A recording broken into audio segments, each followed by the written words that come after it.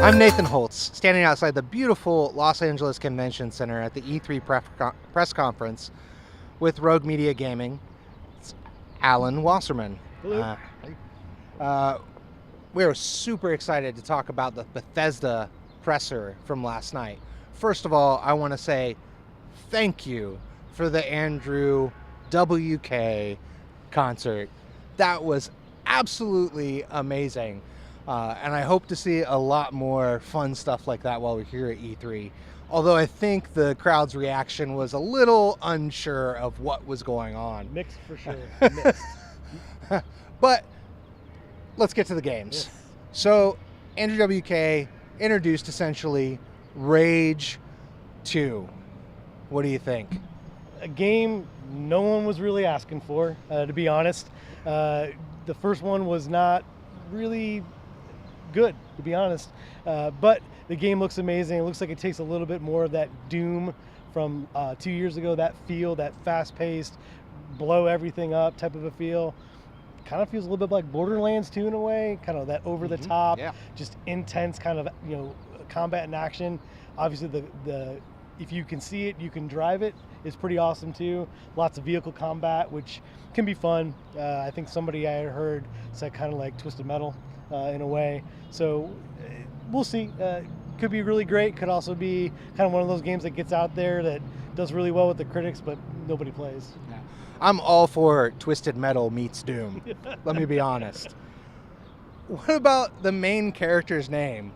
Walker, Last Ranger of the Wasteland?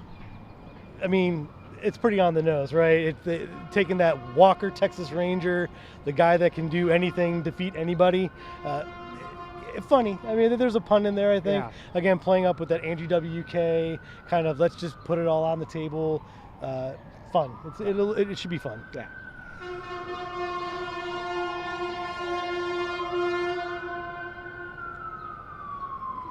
Okay. So then we had a couple very brief looks. One at Elder Scrolls Legends, the collectible card game. I've played a lot of it. I've played all of the expansion content and story content and really found it enjoyable, especially as a Magic player.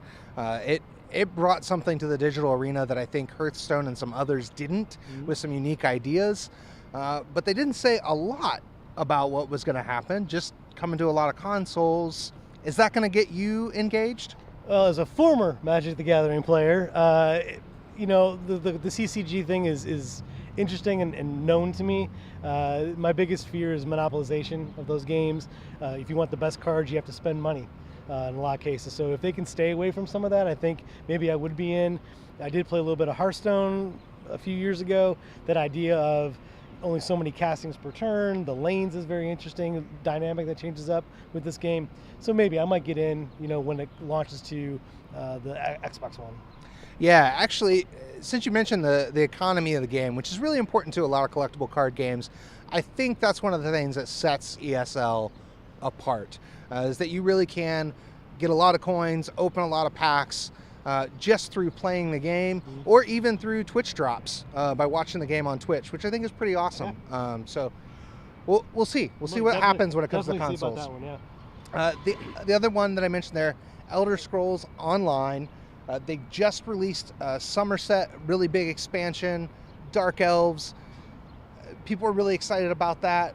They teased Murkmire, right? Argonian lore. Argonian lore, yeah. What do you think about seeing the Argonians? That'll be awesome. ESO is an enormous world. You get to see all those parts of Tamriel that you haven't seen, in some cases ever, in some cases in a very long time, since some of the first Elder Scrolls games.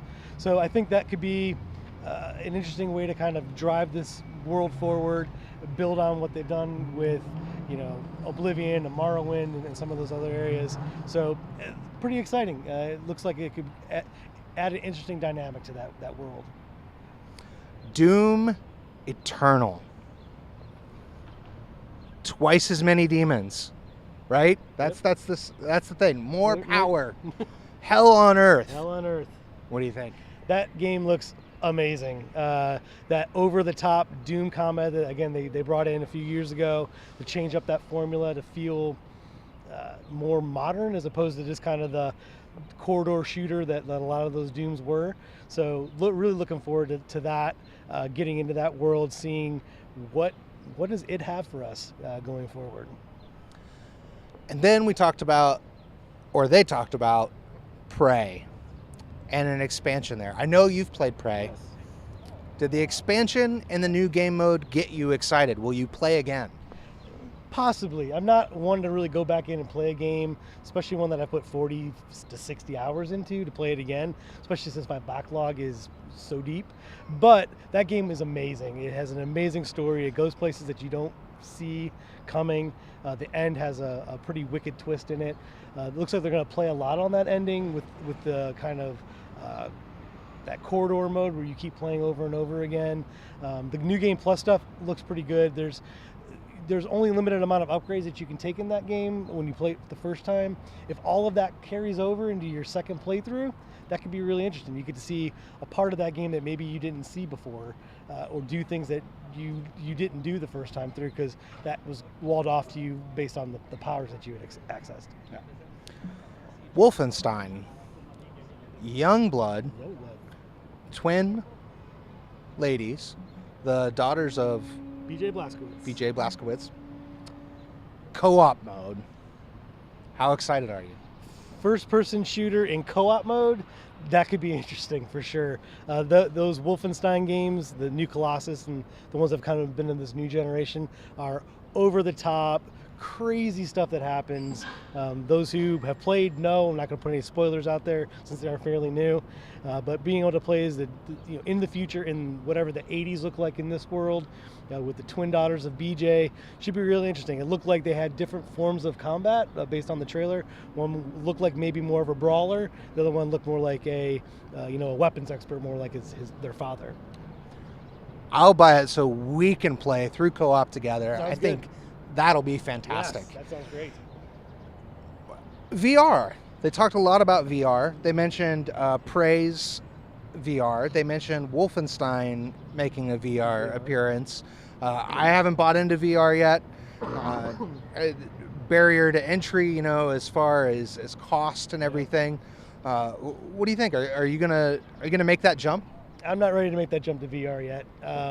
Again, too cost prohibitive. I'm an Xbox gamer primarily, so it's not on my platform of choice. So we'll see. I mean, maybe one of these will get me into it, but at this point, I'm not super stoked about that. Yeah. What do you think about the Skyrim everywhere joke? Now Skyrim on Alexa. Amazing. I mean, everybody wanted some sort of Elder Scrolls announcement. Todd Howard comes out and throws this wicked curveball with Key from Key and Peele.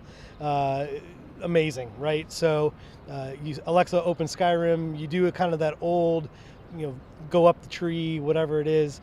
That was a great curveball. But did find out this morning, it actually works.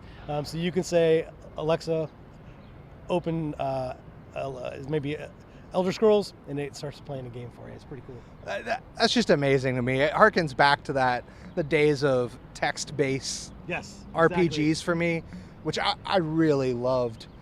Those moments, discovering what was behind the door to the left. Right. Exactly.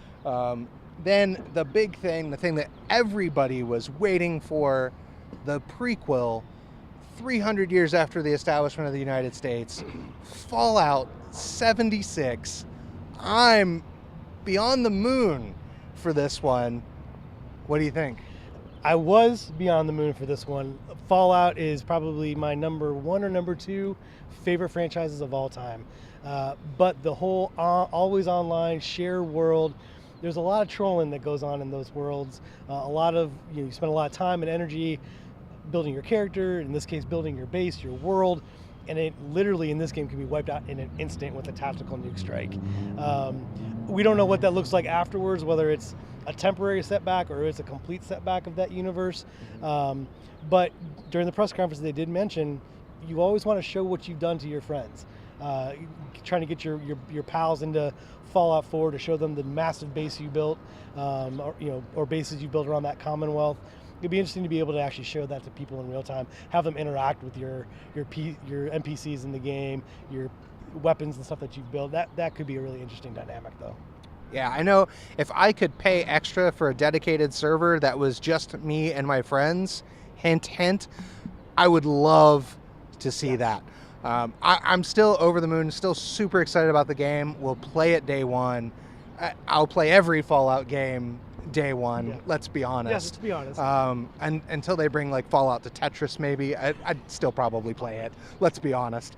And then they talked about that fancy special edition, right? The legendary T-51 Power Armor edition. After the Pip-Boy edition, Yep. and what happened there with some phones not fitting and that kind of thing, this seems more solid than that.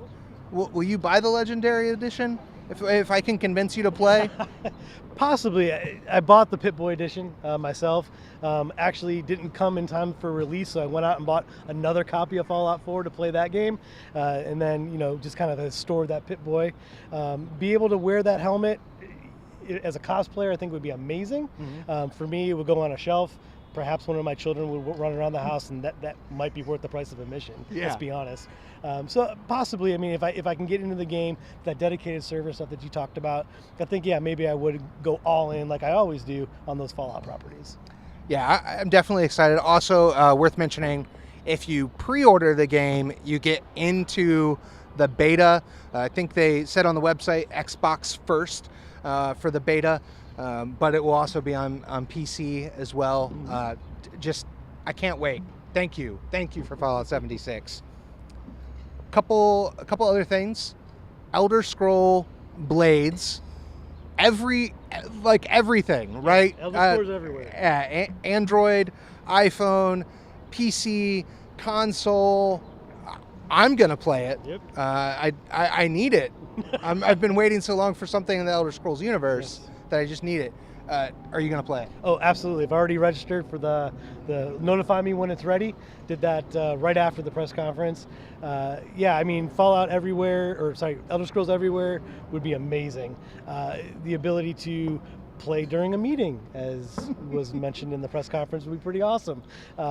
I tend to be kind of a multitasker, so this will probably replace a lot of those other games that I'm playing on my devices. And if I can share that between my laptop and my iPad and my iPhone, even better, because then I won't have to worry about separate instances of that game running. Yeah, portrait mode is definitely meeting mode. Meeting mode. From now on, right? Nobody can refer to it as portrait mode. I like Forget meeting it. mode. And then we got 2 teasers at the end. Yep. Starfield and Elder Scrolls 6. Everybody's waiting for Elder Scrolls 6, right? Glad that they're saying, hey, we're working on it. Yep. And I know you're in the same boat as me there. But Starfield, they showed so little. But what do you think? What's going to happen there? Fallout in space is what I'm hoping, right? It didn't show a whole lot. It was more just kind of that teaser, get you hungry trailer. Everybody kind of knew that this was coming, that they were working on some new IP, their first new IP in 20 years, I think is what they said. So yeah, super excited about that. I love those space exploration games. I'm a Star Wars guy. So if it can give me that look and feel of Fallout in a galactic sense, I think that would be pretty amazing. Elder Scrolls 6, nothing else that needs to be said about that. Where is it located? That's probably the big question.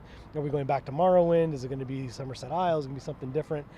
Hopefully, with the way that consoles and PCs can support these games now, you get all of Tamriel to your disposal, similar to ESO, right? So maybe they just build upon what they've done there and roll it out in a single-player first-person campaign. Yeah, I'm betting for all of Tamriel. Every year they're going bigger and bigger and bigger. Fallout 76, 4 times the size of Fallout 4. This has got to be bigger than that, I think. So all of Tamriel seems like a pretty good bet. Yeah. Starfield, I can't wait. Like you said, Fallout in space. Something to help us get over what's happened to Mass Effect. Yes, that's a good point. Yes. And move forward in the sci-fi genre. Yes. I'm all for it. I'm sure they'll knock it out of the park. Like you said, first original property in 25 years. 25 years that Todd Howard has been there, been the head of that organization, and they've never really disappointed.